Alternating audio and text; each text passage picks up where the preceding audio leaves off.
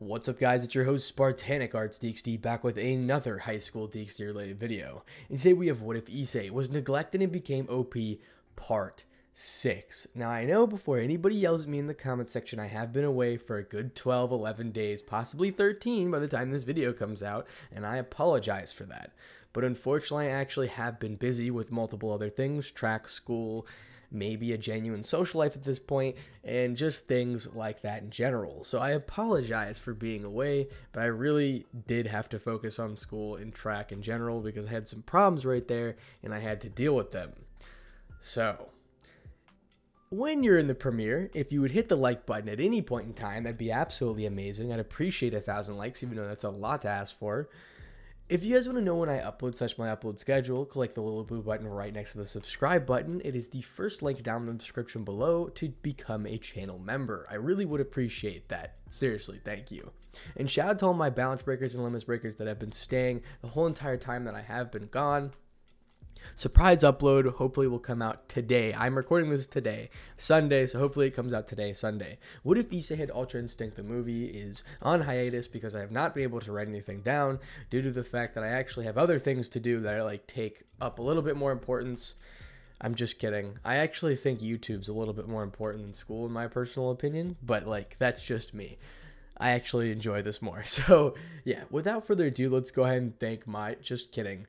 So before we get into that, I have two other channels, Ampopowski and Fallen DxD. And Ampopowski, I've been doing a ton of stuff on there, so go ahead and check it out. And Fallen DxD, there will be a ton of videos about other anime eventually. So go ahead and subscribe to those other channels before anything else. And without further ado, let's go ahead and thank my balance breakers. Rob the King, Lachlan Yates, Atomic Warlord 58, Seth Voiles, Ant Lewis, The Beast YT3, Call Me MK, Joe Baldwin, Madorai Uchiha, Rafik135, Zapper363, Keep Saying 21, Louis Burmese, Hellhound, Fierwolf Hashtag Dude 347, Sanitates, Night Ammo, Zeki2000, The J-Boys, The PS_Gamer, XRX108, Mr. Wolf, Jordan Patchow, Mazaku, Dr_MLG_ is the bomb, Asimodus, Grimfire Shot Gamer, That Round Guy, Zero Fusion, Source Bonder, God Said Wine, Chaotic Raven. Thank you so much for becoming a balance breaker. Without any further intrusion, let's go ahead and get into part 6. Picking back up where we left off, in the middle of chapter 4, flashback.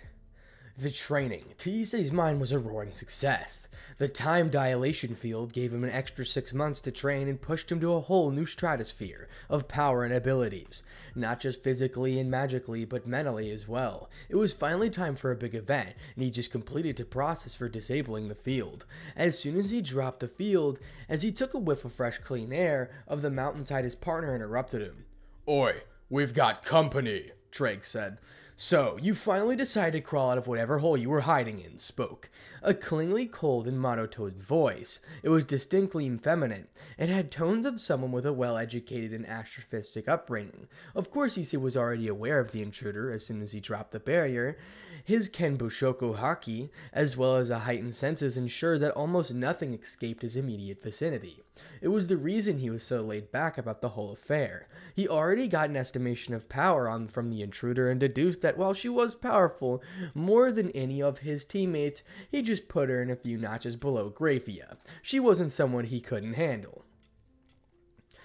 "I'm not sure where you're from, Mojo-chan, but intruding on someone else's property is a federal crime," spoke Issei, in a blast tone voice demonstrating that he has no cares in the world right now. If the woman was affected by it, she didn't show it in her expression, which remained cold and impassive. "I don't need to follow the rules of trash that's beneath me. However, you need not worry about my mannerisms, for you will die today, Sekiru," said the woman in the imperious tone of voice. Issei had to hold his laugh in. Well, he was greatly enjoying this interaction. He didn't normally get to speak to his enemies in a way.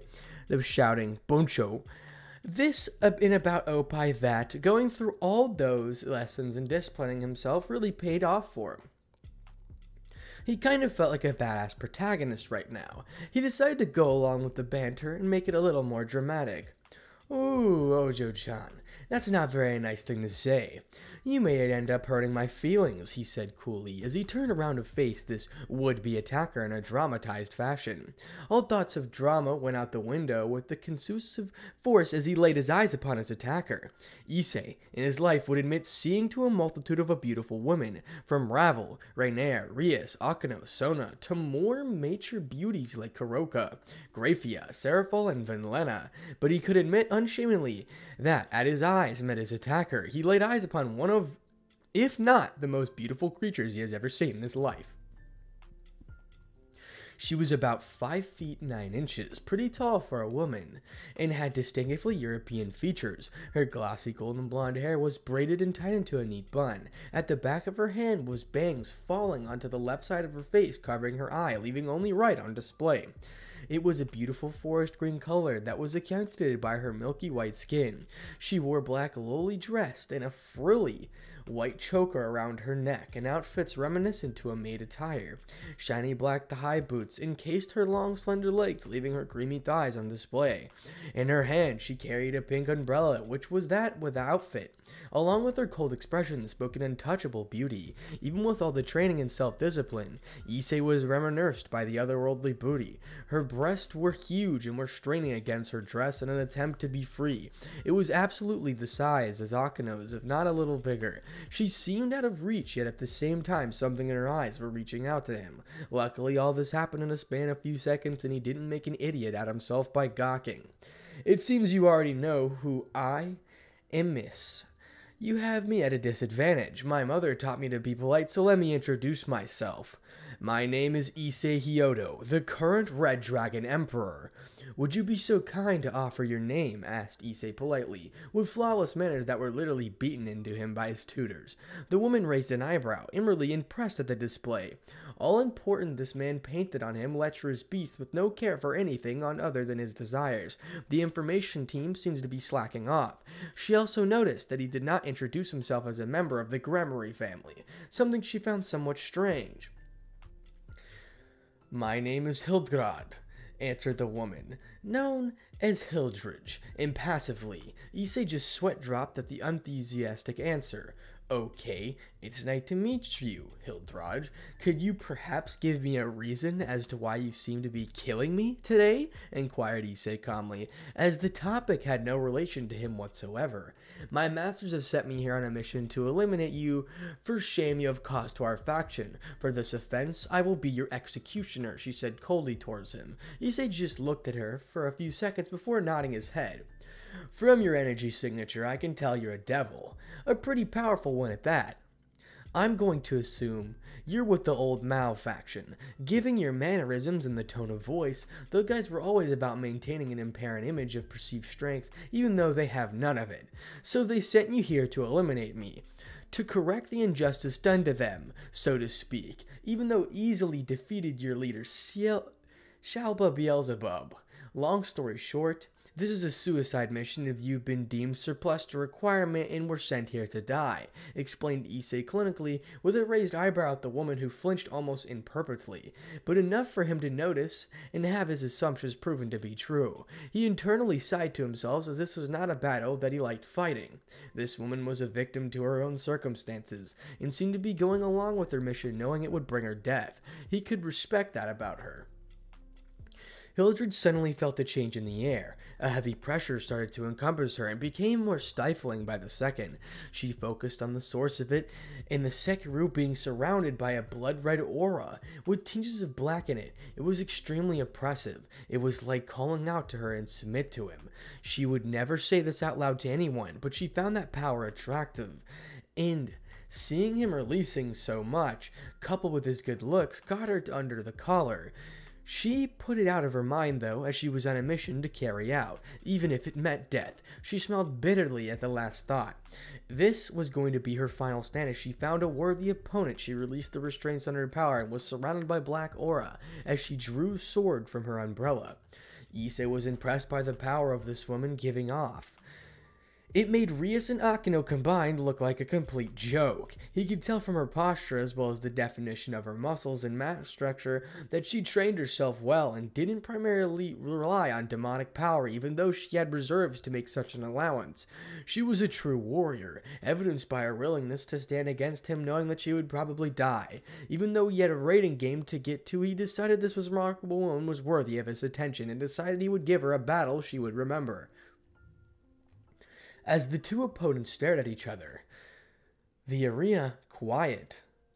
As the leaves blew gently, suddenly Hildred disappeared from her spot with admirable speed. She reappeared in front of Issei, thrust her sword towards his chest while he aligned himself out of the way before following up with a backhanded punch that she ducked under before trying to sweep his legs. He jumped over her effort and twisted his body in midair before bringing his heel down in an axe kick on the spot she previously occupied, as she hastily moved out of the way. As she regained her bearings, she lifted the sword to the sky, gathering of the demonic power and concentrating it at the tip in the form of a compressed black ball. She pulled her hand back before thrusting her sword at Issei's direction, making the ball bullet towards him. He couldn't avoid it in time, and he was still landing from his jump, so he had no choice but to take it. He reinforced his chest area with the Boroshoku Haki before taking the blast head on. He winced a little, as even the extra protection of his Haki afforded it. It still stung.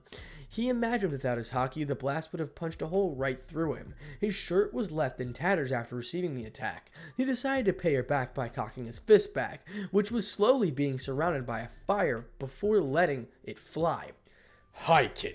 As Hildred wanted for a smoke to clear, she heard Issei's cry before seeing a fist of fire heading straight for her. Deciding to get out of dodge, she unwelted her legs and took to the sky. Issei, not wanting to hold back, surrounded the body with fire. Enkai, before sending a huge column of it in her direction. Hiboroshiba. Hildred started sweating as she felt the heat of the flames, and she knew that she would be toast if that hit her. She put her best defense arrays before trying to quell in the flames with water she conjured up of her demonic power. It was a bit of a struggle between them as she heard the dreaded words that she completely forgot about. Boost! Transfer! Surrounded out by Issei's boosted gear, as his boosted now has impressive reserves once before transferring it to flames. Giving up the edge to bypass her water and barriers, Hildred tried her best to get out of the way and took some damage on the left side of her body. Luckily, she coated a thin film of demonic power to mitigate the damage, but her clothes didn't escape unscathed, that her boot was almost completely destroyed. Leaving her leg and bare foot, the left side of her dress was burnt, giving Issei a glimpse of her lacy bra, which he found very appealing. As she gasped heavily in attempts to regain her breath, she thought over the information she received on the target and realized that it was completely outdated, as the boy described to her and the man that stood before her were completely two different people. She was honestly starting to enjoy this fight. Hildred. After regaining her bearings once again, the two continued to trade blows in a similar manner. It was a physical form of magical combat, with them throwing magical attacks then trying to exploit the openings with physical blows. As the fight went on, large smiles bloomed on the faces of both opponents. Issei's because he was fighting a beautiful and strong woman, and Hildred because she felt so free and expressed herself against this man. He seemed to be bringing out of all of these strange feelings, and she thought she battled up by his mere presence and that attitude. He didn't look at her with contempt or disgust, merely understanding and kindness. It made her want to reach out to him more, to see more of him, to bathe in his presence for longer, before she clamped down on that part when she remembered her mission. As the fight was drawing to an end, Hildred was barely keeping up. The difference in stamina and conditioning was starting to shine, though. Issei's regeneration factor healed his wounds and therefore made him seem almost fresh. Hildred's stamina was waving, as well as her motivation for killing Issei, as she started to enjoy the fight and didn't have the conviction to kill him any longer. So, as Issei's punch came toward her, she discreetly dropped her guard, being tired of carrying the Chariot, and took the full force of it head on. What she didn't know, that Issei saw her action and held back a lot of power from the hit. Nevertheless, she was sprawled on the ground in pain, seemingly resigned to her fate. After a few minutes passed on, she inquired to Issei, "Aren't you going to finish me off?" Although her voice was still impassive, there was a hint of resignation, and in it Issei picked up. Do you know what I felt when we traded blows? Emptiness. That's what I feel from you now, Miss Holdridge. Like you are going through the motions with no true purpose in life. You came here with the intention to die, did you not? Even though your mission was supposedly to kill me, not once did I feel intent to kill from you, pointed out Issei, making the woman turn away in shame. She didn't like being called out on such things. She hated being reminded of her situation in life. I don't appreciate you using me for assisted suicide, nevertheless. I can tell there's more about you than hiding beneath the surface. I can see it in your eyes, just wanting to break free. So I want you to tell me something about yourself and your life. Mentioned Issei.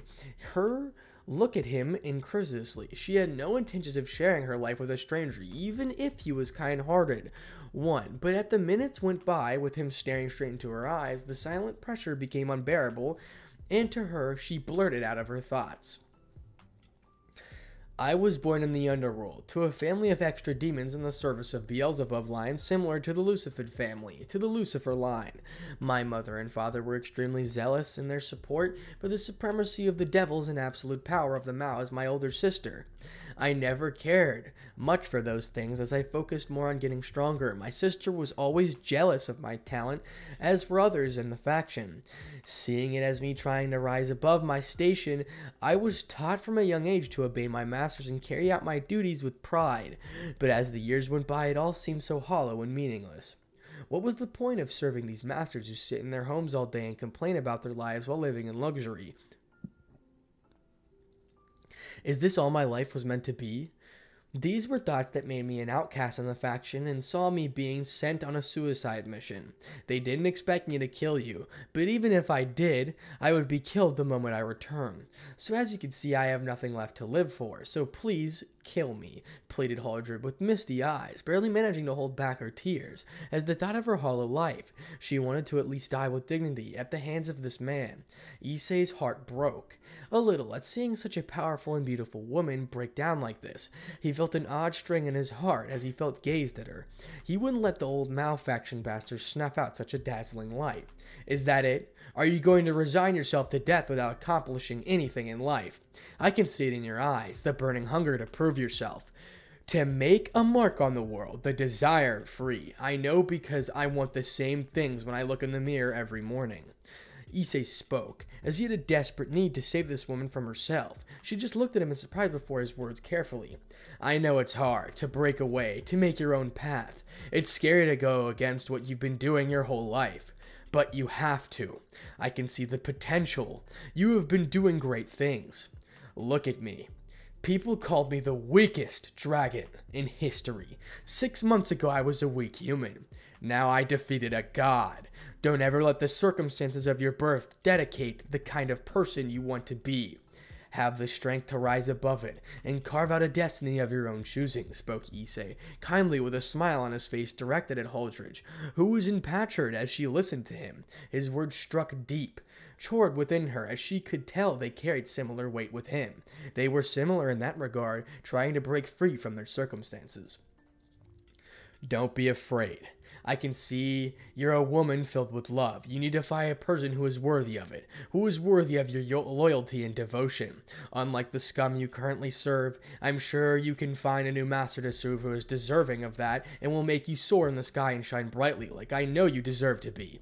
So don't cheaply throw away your life. Live your life on your own terms. Get out there and find the one you could dedicate yourself to wholeheartedly.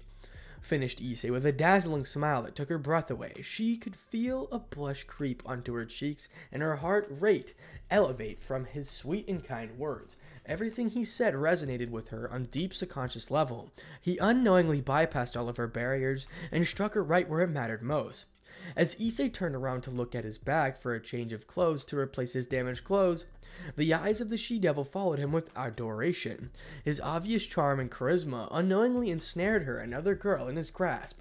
Holdridge decided then and there she had finally found the one she had been looking for.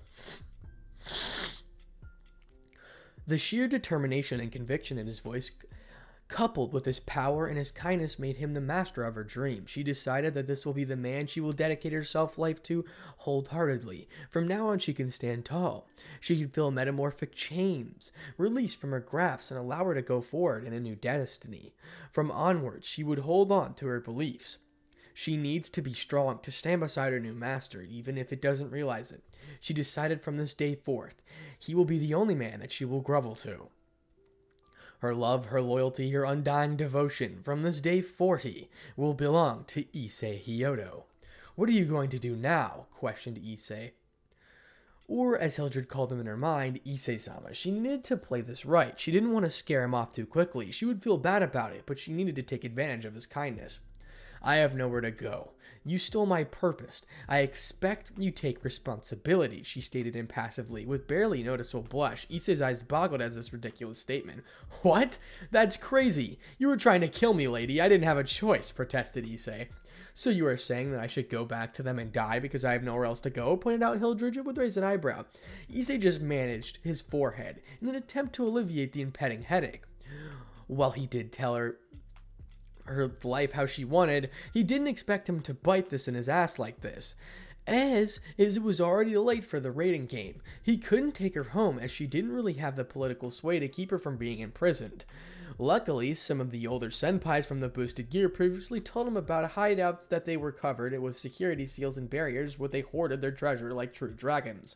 Unfortunately, I can't take you with me as you would be thrown into prison immediately. Here's the address and password is a location where you will be safe. I will call you daily and come back to check on you from time to time to bring food and other necessities as everything you'd be like to request. Is that agreeable with you? Issei said. Issei-sama, replied Hildred. She kept a stoic facade on the outside, but on the inside she was jumping for joy as the development. She now had the opportunity to interact and serve her new master. Even if he didn't realize that what she was doing, she felt complete bliss and happiness to prospect of serving him. You don't have to call me that, you know. Issei is just fine, said Issei. Okay, Issei-sama, replied Hildred once more. Issei just sweat-dropped as he looked at her, realizing he was not going to win this battle. Very well, Hildred is a bit more of a mouthful. Do you mind if I call you Hilda? Questioned Issei innocently. Hildred, meanwhile, was squealing inward at giving a pet name by her master. She kept a stoic facade, though, with only a tiny dusting of pink on her cheeks. Issei just smiled at her, causing her eyes to twinkle in happiness. Flashback end. Issei shook his head in a fond exasperation of the thought about the devil maid. She had slowly crept into his heart in barely a day, and he quite enjoyed her company. He should probably give her a call to check if she needs anything to hear her beautiful voice. Just as he was about to make the call, a communication circle opened up in front of him. Yo, Issei, said the voice. Azazel-sensei, what's up? Questioned Issei. To the now identified Azazel. We just had a little meeting here in the conference room about the event happening tomorrow. Where were you? Asked Azazel. Sorry, I'm in the bathhouse in the basement. I must have lost track of time. So what's the deal? He asked. Tomorrow I'm having a special guest coming over, someone who can change the tide of the upcoming war. I want you to keep an open mind when you meet this person and try your best to answer their question. Can you do that for me? Questioned Azazel. Issei sat up a little straighter at hearing a serious tone. Of course, Sensei. I trust you with my life. If you say this can help, I'll do my best to aid you in making it happen, answered Issei sincerely. He considered Azazel something akin to a father figure and would help him in any way that he could. As the exchange pleasured before entering the call, Issei lay back in the bath, wondering about the next time. Chapter 5. Expect the Unexpected. It was a pleasant Tuesday morning that the residents of the Hyodo residence awoke to. Mr. and Mrs. Hyodo were currently away on vacation, provided their son Issei as an anniversary present, so currently the 6-story house is occupied solely by Issei and the girls of the ORC, minus Rotsweisa. We find said girls making their way down to the kitchen in search of a pleasant aroma permeating throughout the house. The girls were surprised to find their object of their affections, the one, Issei Hyodo, reclining on a leather couch on the side dining table reading what looks like a black leather book. He was currently wearing his, now regular black leather attire. That wasn't shocked them, though. That wasn't what shocked them, though. It was the delicious-looking Western breakfast spread all over the table that consisted of eggs, bacon, sausages, toast, salad, and muffins, along with a pot of coffee, as well as a pitcher of juice. It was also the source of enhancing the scent that awakened them. The girls were still a little skittish around Issei. They still felt the lingering guilt over the way they treated him in thoughtless way. They disregarded his feelings and were desperate to make amends. Over the last few days, they had tried interacting with him the way they had in the past to realize that it wouldn't cut it anymore. When they tried to apologize, Jesus told them that he accepts it and it's under the bridge now. However, there is still a sense of detachment that can be felt when he interacts with them. When he isn't rude or ill-mannered, there is still a sense of indifference that can be sensed from as if he was keeping them at a respectably polite distance. Along with his formal manner in dealing with them hurt and deeply. They yearned for the old Issei who would get a huge nosebleed at the sight of their breasts and act goofy all the time. This new Issei didn't really give them the time of day, as evidenced by their previous attempts at flirting with him and exposing their bodies. He would just look at them and raise an eyebrow until they became embarrassed, feeling they were making fools of themselves. "Good morning, Issei-san," greeted Asia timidly. She was probably the most affected, as Issei usually gave her a lot of preferential treatment and spoiled her a lot, but now he treated her the same as anyone else, which was the biggest piece of evidence to his new attitude. Asia was quite distraught at that. "Good morning," responded Issei politely, momentarily looking up from his book and scamperly to residents who were still in their sleep clothes before lacking reading without sparing them another glance, making them feel highly insecure. Rias cleared her throat before asking, "Did you perhaps prepare us breakfast, Issei?" "Well, due to my schedule, I was up early. After doing my morning training, I decided to make myself breakfast. Seeing as though Mom isn't here, I thought I would make this morning's breakfast, seeing as though we won't be able to going to school today on account of meeting Azazel-san's arranged thing," replied Issei, without ever looking up. Whatever he was reading was causing an aroma of gloom to appear around her.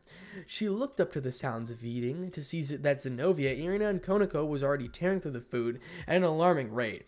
Zenobia and Irina, having comical tears rolling down their eyes, saying how delicious it was, deciding to get some food before it disappears into the stomachs of the ravenous girls. The rest of them took their seats of the table. After a few minutes, they were all impressed by the food.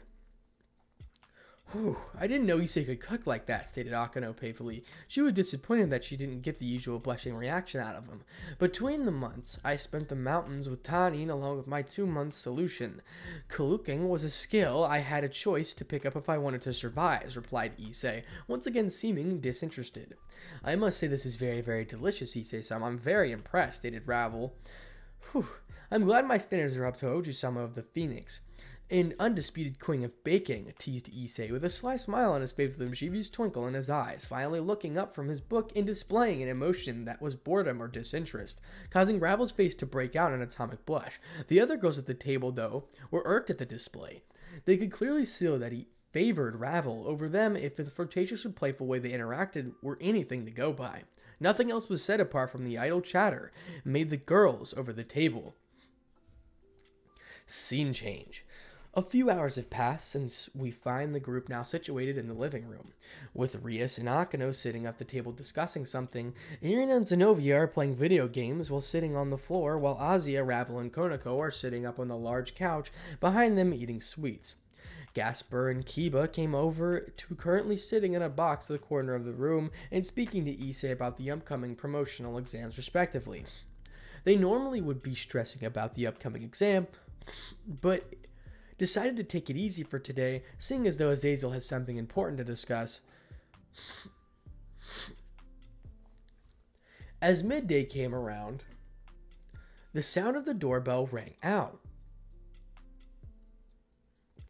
Issei, being the one currently responsible for the house in his parents' absence, got up to answer it. As he swung the door open, he came face to face with a skinny young girl dressed in colorfully dress.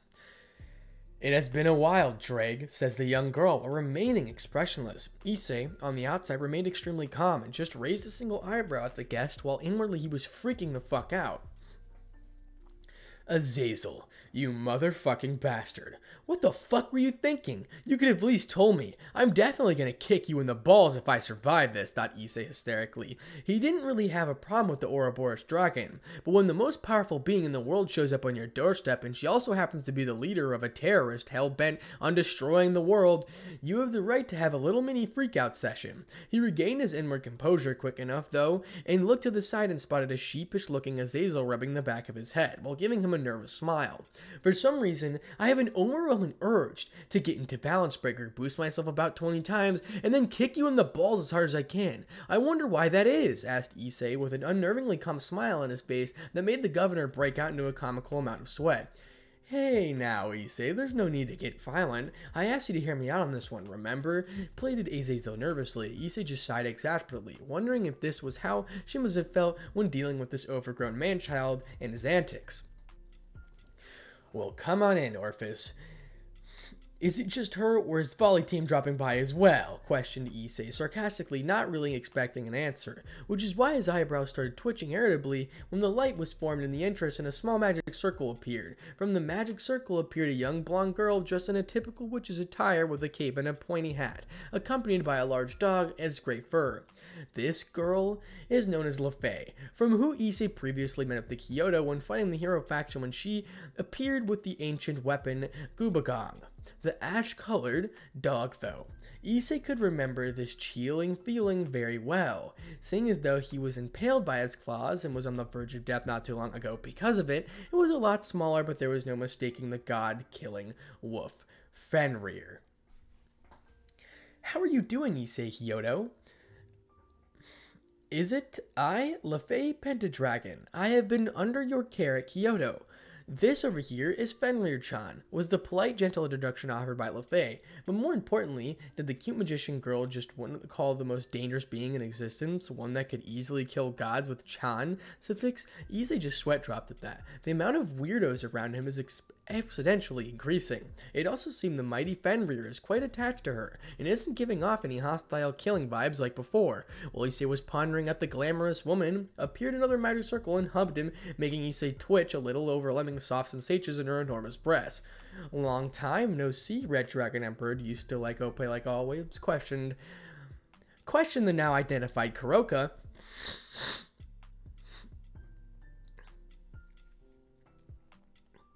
The mischievous Nekomata from Volley's team, as well as Konoko's older sister, had a habit of teasing Issei, as it seemed she planned to continue the tradition. Luckily for Issei, he was in a lot more control, as he gave no outward reaction other than a sigh. Inwardly through, he was doing a goofy dance and feeling the amazingly soft and bouncy opie of the gorgeous Kuroka. Drake, on the other hand, felt a crying-like sensation. Even though his partner became such a badass, underneath it was still also a shameless pervert. That alone brought more wails and sobs from the dragon, which Issei willfully ignored. Lefei, it's nice to see you again under the better circumstances. Kuroka, please don't do anything stupid in my parents' house. I expect you to behave yourself, stated Issei, with a deadpan stare at Kuroka, who could only pout cutely in response, making Issei resist the urge to glomp her. Is it just you, or are the two others on their way as well? He questioned.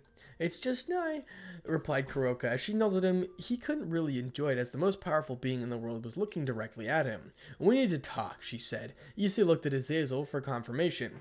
Drink tea with her. I've deceived and lied to other factions in order to make this setting.